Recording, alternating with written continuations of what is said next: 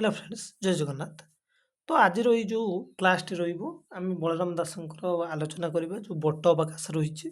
तो से बट अवकाश ग्रंथर एक सारांश को आम टे जाना आम आलोचना करिया साहित्य इतिहास डॉक्टर सुरेंद्र कुमार महाराणा ठीक अच्छे। तो आज आम आलोचना करवा जो बट अवकाश बहीटी रही है कौन कौन रही केतोटी अध्याय सबकि जापर ठीक अच्छे। देख तो यह एक भक्ति रसात्मक ग्रंथ बट अवकाश। एथिरे नीଳାଚଳନାଥ ଜଗନ୍ନାଥଙ୍କର ଅବକାଶ ଓ କବିଙ୍କର ଲଙ୍କା ଦର୍ଶନ ବର୍ଣ୍ଣିତ ହେଉଛି। ଯେରକମ ଆମେ ଭାବ ସମୁଦ୍ରକୁ ଦେଖିଥିଲେ ପୂର୍ବବର୍ତ୍ତୀ ଅବସ୍ଥାରେ ଯେଉଁ ଏଇ ଆପଣମାନଙ୍କୁ ଆଉ ଥରେ ଦେଖିଦେଉଛି ଭାବ ସମୁଦ୍ର। ଏଥିରେ ବାଲିରଥ କଥା ରହିଛି। ଏଥିରେ ବଳରାମ ଦାସଙ୍କର ଲଙ୍କା ଯାତ୍ରା କଥାଟି ବର୍ଣ୍ଣିତ ରହିଛି କାਦਰ ବଟ ଅବକାଶରେ ଠିକ ଅଛି। ଦେଖ ଏକଦା ଜଗନ୍ନାଥଙ୍କର ସ୍ୱର୍ଣ୍ଣଝରି ମନ୍ଦିରରେ ନଥିବାରୁ ବହୁ ଖୋଜା ଚାଲିଲା। ତାଙ୍କ ସ୍ୱର୍ଣ୍ଣଝରିଟି ଥିଲାନି ତାଙ୍କ ମନ୍ଦିରରେ। ଶେଷରେ ସମ୍ପୃକ୍ତ ସେବକ ଏହାର ଚୋରି ଖବର ରାଜାଙ୍କୁ ଜଣାଇଲେ ଯେ ଯିଏ ସବୁ ସେବା କରୁଥିଲେ ଭଗବାନଙ୍କର ସେ ଯାଇ ରାଜାଙ୍କ କତିରେ କମ୍ପ୍ଲେନ୍ ଦେଲେ ପ୍ରଭୁ ନା ମହାରାଜ ପ୍ରଭୁଙ୍କର ସ୍ୱର୍ଣ୍ଣଝରିଟି ଚୋରି ହେଇଛି। କିଛି ସମୟ ପରେ ବଳରାମ ଦାସ କ'ଣ କଲେ ନା ସ୍ୱର୍ଣ୍ଣଝରିକୁ ନେଇ ସେବକକୁ ଦେବାରୁ ଚୋରର ଆଖ୍ୟା ଦିଆଯାଇ ରାଜାଙ୍କ ନିକଟକୁ ଅଣାଗଲା। ଯେତେବେଳେ ସ୍ୱର୍ଣ୍ଣଝରିଟି ବଳରାମ ଦାସ ନେଇ ସେବକକୁ ଦେଲେ ସେଠୁ ସମସ୍ତଙ୍କୁ ଚୋର ଚୋର ବୋଲି କହିଲେ। ବଳରାମ ଦାସ ନିଜର ନିର୍ଦ୍ଦୋଷତା ପ୍ରମାଣ କରିବା ପାଇଁ ଏହା ତାଙ୍କ ନିକଟକୁ କିପରି ଆସିଲା ସେ ବିଷୟରେ ଗୋଟେ ବର୍ଣ୍ଣନା କଲେ। ସେ କହିଲେ ଏଇ ସ୍ୱର୍ଣ୍ଣଝରିଟି ମୋ ପାଖକୁ କେମିତି ଆସିଲା ସେ କଥା ମୁଁ ବର୍ଣ୍ଣନା କରୁଛି ଶୁଣନ୍ତୁ। ସେ କହିଲେ କ'ଣ ଲଙ୍କା ଦର୍ଶନ କରିବାର ଅଭିଳାଷ ସେ ବହୁ ଦିନରୁ ପୋଷଣ କରିଥିଲେ। ବଳରାମ ଦାସ କହିଲେ ମୁଁ ଲଙ୍କା ଯିବାକୁ ବହୁତ ଦିନରୁ ଆଶା କରିଥିଲି ଏବଂ ଏହା ସେ ଜଗନ୍ନାଥ ମହାପ୍ରଭୁଙ୍କୁ ଜଣାଇଲେ ଏବଂ ତାଙ୍କ ଇଚ୍ଛାଟାକୁ ସେ ପ୍ରଭୁଙ୍କ କତିରେ କହିଲେ।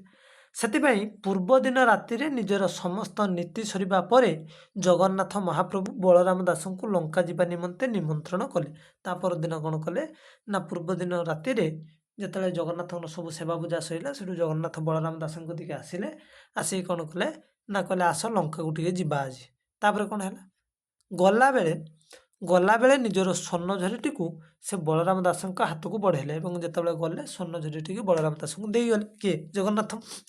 ଲଙ୍କାରୁ ଫେରିବା ସମୟରେ ବିଭୀଷଣ ଜଗନ୍ନାଥକୁ ଦେବାଙ୍ଗ ବସ୍ତ୍ର କଳାମଲ୍ଲୀ ଫୁଲ ହାର ଆଉ ମୁକ୍ତାମାଳାଦି ଉପହାର ଦେଇଥିଲେ ଏବଂ ଶ୍ରୀକ୍ଷେତ୍ରରେ ପହଞ୍ଚିଲା ବେଳକୁ ରାତ୍ରି ପ୍ରାୟ ପାଇ ଆସୁଥାଏ ଏବଂ ଆସିକି ଏଠି ପହଞ୍ଚିଲା ବେଳକୁ ରାତି ପାଇ ଆସିଲାଣି ଏବଂ ବଳରାମ ଦାସ ଜଗନ୍ନାଥଙ୍କ ମହିମା ଗାନରେ ଏପରି ହଜି ଯାଇଥିଲେ ଯେ ସ୍ୱର୍ଣ୍ଣଝରିଟି ଜଗନ୍ନାଥଙ୍କୁ ଫେରାଇବାକୁ ଭୁଲି ଯାଇଥିଲେ। କହିଲେ ମୁଁ ଏତେ ହଜିଗଲି ଯେ ଭଗବାନଙ୍କ କଥାରେ ଏ ସ୍ୱର୍ଣ୍ଣଝରିଟି ଫେରାଇଥିଲେନି।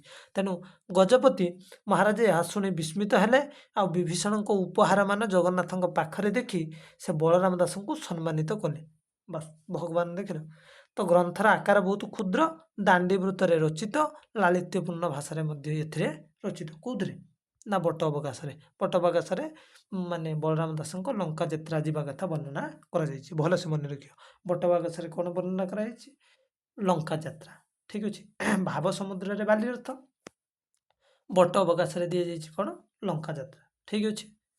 ସରିଗଲା। ବଟ ଅବକାଶରେ ଲଙ୍କା ଯାତ୍ରା କିଭଳି ଭାବରେ ଯେ ସ୍ୱର୍ଣ୍ଣଝରିଟି ବଳରାମ ଦାସଙ୍କ ପାଖରେ ରହିଯାଇଥିଲା ସେଠୁ ସେବକମାନେ ବଳରାମ ଦାସଙ୍କୁ ସମସ୍ତେ କହିଲେ କ'ଣ ଚୁର ଚୁର। ଶେଷରେ ବଳରାମ ଦାସ ଖୁଲେଇ କହିଲେ ନାଇଁ ମୋର ଲଙ୍କାକୁ ଯାଇତେ ବହୁତ ଦିନରୁ ଆଶା ଥିଲା, ମୁଁ ଜଗନ୍ନାଥଙ୍କୁ ଜଣାଇଥିଲି। ତ ପୂର୍ବଦିନ ରାତିରେ ଜଗନ୍ନାଥ ଯେତେବେଳେ ସେବା ପୂଜା ଜଗନ୍ନାଥଙ୍କର ସରିଗଲା ସେ ମୋତେ ନିମନ୍ତ୍ରଣ ଦେଲେ ଆସ ଟିକେ ଆଜି ଲଙ୍କାକୁ ଯିବା ବୁଲି ଆସିବା। ସେଥିପାଇଁ ସେ ତାଙ୍କ ସ୍ୱର୍ଣ୍ଣଝରିଟି ଦେଇଥିଲେ। ଏସବୁ ରାଜା ତାପରେ ଦେଖିଲେ ତାପରେ କହିଲେ ବିଭୀଷଣ ମୋତେ ଯେଉଁ ସବୁ ଉପହାର ଦେଇଥିଲେ କଳାମଲ୍ଲୀ ଫୁଲ ହାର ଇଏ ସିଏ ସବୁ କିଛି ଦେଖି ସେ ଖୁସି ହେଲେ ଏବଂ ବଳରାମ ଦାସଙ୍କୁ ମଧ୍ୟ ପୁରସ୍କାର ଦେଲେ। ତ ଯାହା ବି ହଉ ବଟ ଅବକାଶର ବିଷୟବସ୍ତୁ ଆମେ ଏତିକି ଜାଣିଲେ। ନେକ୍ସଟ କ୍ଲାସରେ ଆମେ ବ୍ରହ୍ମାଣ୍ଡ ଭୂଗୋଳ ସମ୍ପର୍କରେ ଆଲୋଚନା କରିବା। ଠିକ ଅଛି। ବହୁତ ବହୁତ ଧନ୍ୟବାଦ ଫ୍ରେଣ୍ଡସ୍, ବହୁତ ବହୁତ ଧନ୍ୟବାଦ।